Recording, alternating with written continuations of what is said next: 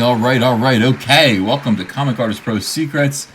What a great way to start your morning. I am Ethan Van Sciver. I'm a comic book artist, have been for a quarter of a century. I am also the illustrator of Jordan B. Peterson's 12 Rules for Life, and I'm a great big Star Wars fan, which is why I'm pretty intrigued by the idea of a Boba Fett movie.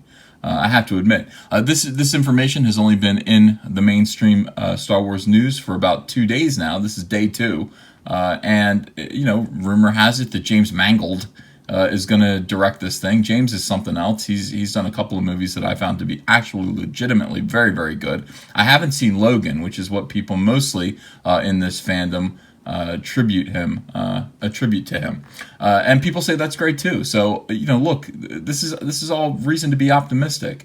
Now Disney has not confirmed this. I mean, that's the weird thing. Disney kind of puts these, I don't know, they float these rumors of things that are probably going on. They're probably working on these things into the bloodstream of the mainstream Star Wars fandom, and just wait to see what happens. And sometimes it's good, sometimes they're met with optimism, and then it seems like those projects go forward.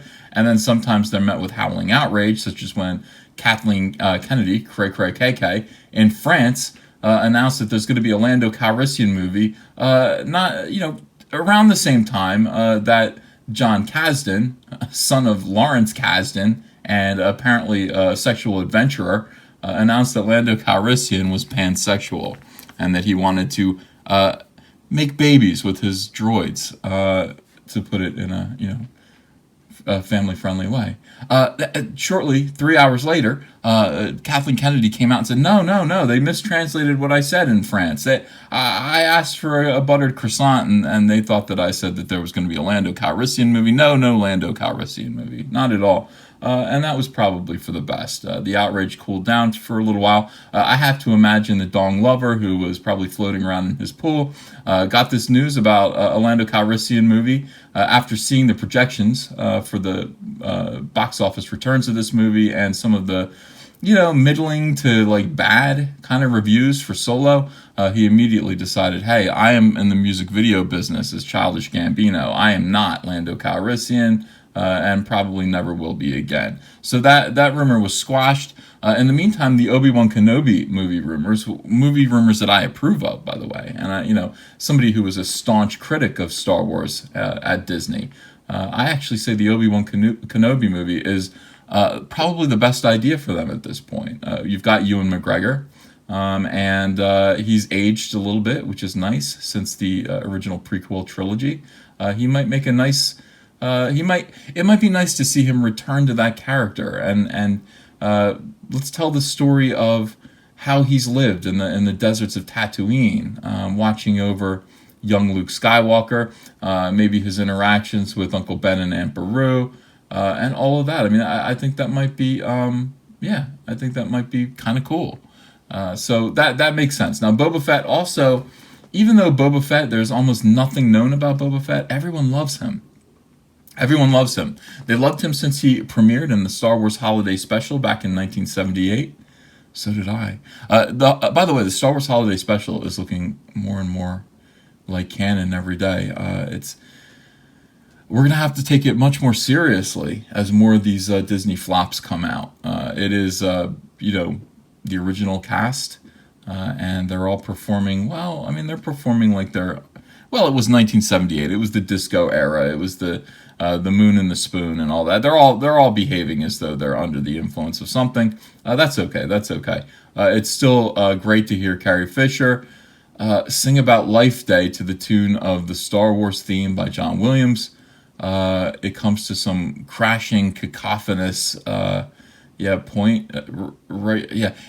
Maybe it's not so good. Maybe it sucks. I don't know. But we're going to have to start taking the Star Wars Holiday Special a little bit more seriously. In any case, these movies in comparison are kind of redeeming the Star Wars Holiday Special. Yeah, have you heard Carrie Fisher singing that song? Whew. That was very, very strange. And from what I understand, she insisted she wanted to sing. So I hope she's happy she got her wish. So here we have Boba Fett. James Mangold, he's going to do this. Let's see how we can make this a film that, because otherwise we're going to end up calling it Soy Buffet. So we don't want to call this movie Soy Buffet. We don't want to. We want to be able to call it Boba Fett. We don't want to make fun of it. If it's a good movie, it's going to be a good movie. Here's my idea. We pick up the movie right where right at the point where Boba Fett hands Han Solo over to Jabba the Hutt, and we see that Jabba the Hutt has rewarded Boba Fett greatly. Boba Fett's been drinking. He's hanging out with the ladies. I mean, he's totally drunk off his ass. He's got to be. He had to have been to have met the fate that he met. We want to make sure that it's clear that he was partying, and he was not expecting. He was not. He didn't have his guard up. He wasn't ready for Luke Skywalker. He wasn't ready for the sail barge. And alcohol is actually what caused him to get whacked out. It's the only reason. I mean, it has to be. Otherwise, his death is silly. It's pointless. It makes him look like, he didn't know what was up. He thought his career was pretty much coming to an end. He was going to make a lot of money. Can you imagine what was the price on Han Solo's head? Boba Fett was probably planning on retiring off of the bounty that he was about to collect from Jabba the Hutt. But first, partying and bacchanalia and fun. All right, so then Boba Fett ends up in the Sarlacc pit. We've got to pick it up right from there. We've got to show Boba Fett escaping the Sarlacc pit. Now, people say that he had help from Bosk. Or no, was it Bush? Yeah, he had help from, no, not Bush. He had help from somebody. He had help from another one of the bounty hunters. And that's possible. I would rather... would I rather see that? I don't know. I have to think about that. I'd almost rather see him get out himself. He certainly does have a jetpack. He's got the equipment that he needs. He's got all kinds of weapons. He should be able to burn his way out and escape the Sarlacc pit like few other people could. And then I'd like to see him retire. He is pissed off. He didn't get his bounty. Or maybe he did. Maybe he went back to Jabba's palace and jacked it. Maybe he has taken all of Jabba's money. Maybe he stole what was owed to him. Actually, I like that. I like that a lot. I think he went back to the palace. There'd be nobody stopping him. He went back. He found the money that he was paid. Let's say that, is he dishonest? Would he take more than what was due to him, or would we immediately like him because he's just kind of saying, hey, you may have thought I was a bad guy. I was just doing what I do. I'm a bounty hunter. My job was to go get Han Solo, to collect money, to take care of myself. And maybe, he's a clone, isn't he? Does he have kids? Who knows what he has? But anyway, he retires home. And then it becomes, then it's all about a retired Boba Fett. He's hung up his armor. Maybe he's going to be a farmer. Maybe he is going to live off the land and the money that he's earned. And then something calls him back into action again. I don't know what. The biggest bounty of all time. A huge bounty. His enemies are hunting him down. This is a classic storyline, isn't it? I mean, this could be, absolutely. Something is calling him back to serve. He's got to do something. He's got to put on the armor again. He's got to be Boba Fett. This is after the Empire has collapsed, and a man like him, either you retire wealthy or you've lost all of your contacts. Everybody that you've worked for is dead. It would be pretty cool. Actually, the more I talk about this movie, the more I like it. I hope they go this way. I don't want to see a prequel about Boba Fett. I don't want to see any of that. I would like to see Boba Fett post-Sarlacc pit encounter. And I do want it explained why he was so irresponsible on the sail barge, why he was so incompetent. I think he was drunk. I think that makes the most sense. I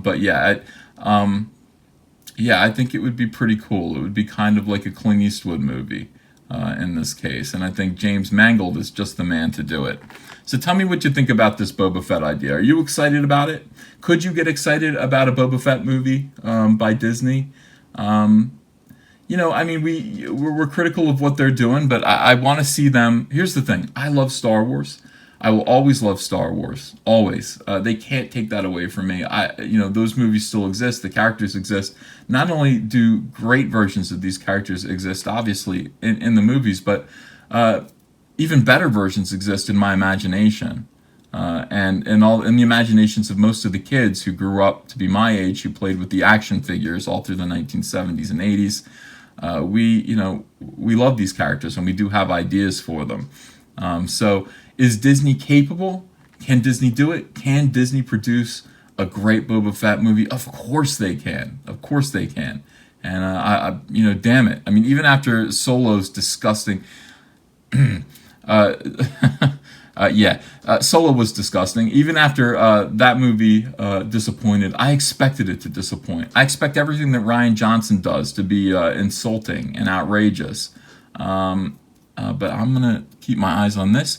I'm going to keep my eyes on the Obi-Wan Kenobi movie, and I'm going to hope for the best. Tell me what you think in the comments below. If you haven't subscribed yet, and this is your kind of thing, why don't you subscribe, become part of this community, and click a thumbs up if you like this video. If you didn't like this video, go ahead and click a dislike. That's fine. I need to hear some feedback. But yeah, I am curious as to what you guys think about the possibility of a Boba Fett movie. Thanks. Aren't you tired of this soy-based entertainment? Well, let the world know by ordering your Soylo, a Soy Wars Story t-shirt, or Tico, a Soy Wars Story t-shirt. Both come in all kinds of sizes from small to 5XL. We're sure we can fit you. And thank you very much for your support of the channel. The link is below in the description.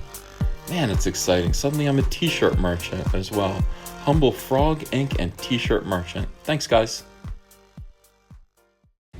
And at the end of every video, we must stop and thank everyone who supports this channel, whether they click like, whether they subscribe, tell a friend, share the videos, and when they donate super chats during my live streams, and especially my Patreon backers. Here they are right here. It's not too late to become a part of June's crawl screen thank you closing credits. If you would like to do that, go ahead over to my Patreon. Link is in the description. Donate, pledge $5 or more per month, and you can be a part of this crawl screen. You can see your name go by in Disney font and chuckle. Go, that's me. Go ahead and do it. But I want to thank everyone who contributes. Thank you so much.